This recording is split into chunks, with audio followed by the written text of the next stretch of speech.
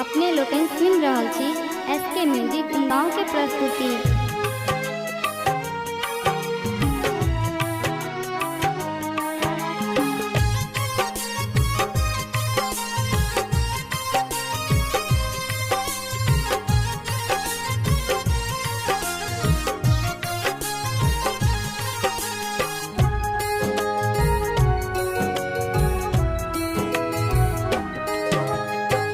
मेहड़ी बनावे खातिर करे जादू टोना, चाची राउ बेटा बोले बदरिया घिनौना, चाउर फेंके हमरा मुँह पे कहे मत डरोना, चाउर फेंके हमरा मुँह पे कहे मत डरोना, चाची राउ बेटा बोले बदरिया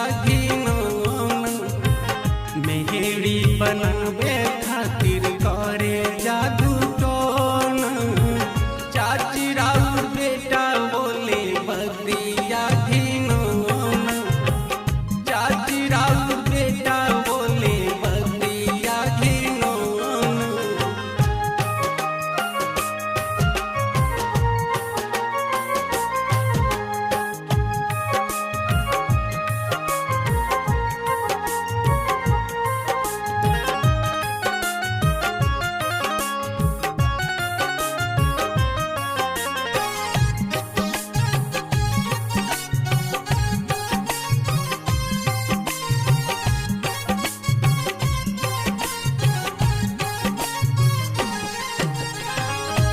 मकते रोज हमके गछिया में बुलाइले, कानबा में फुसुर फुसुर मंत्र बतावेले,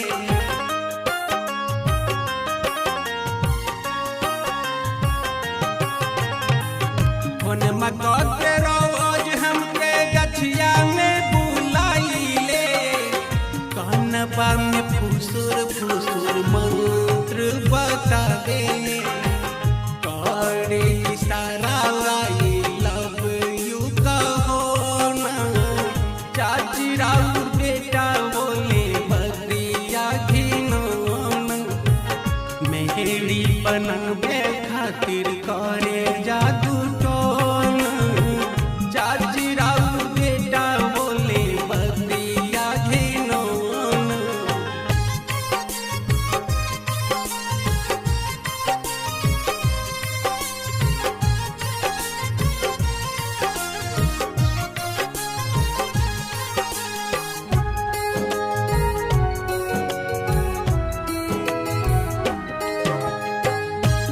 मजाक करे खातिर हमके बोलावेले, डर नइखे तनको एकरा अखिया चलावेले,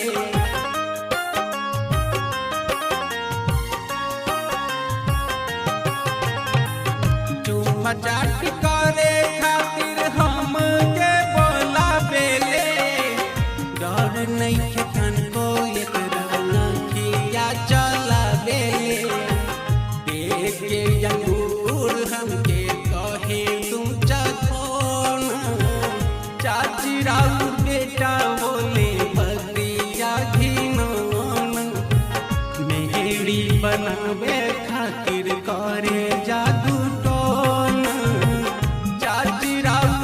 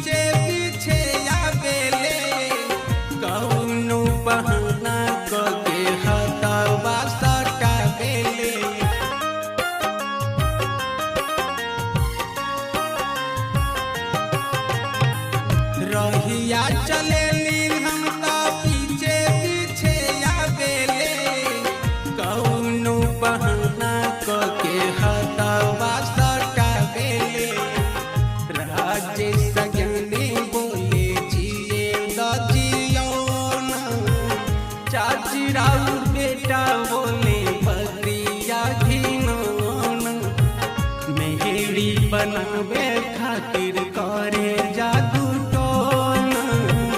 चाची राउर बेटा बोले बकरिया घिनौन, चाउर फेंके हमरा मुँह पे कहे मत डरो न।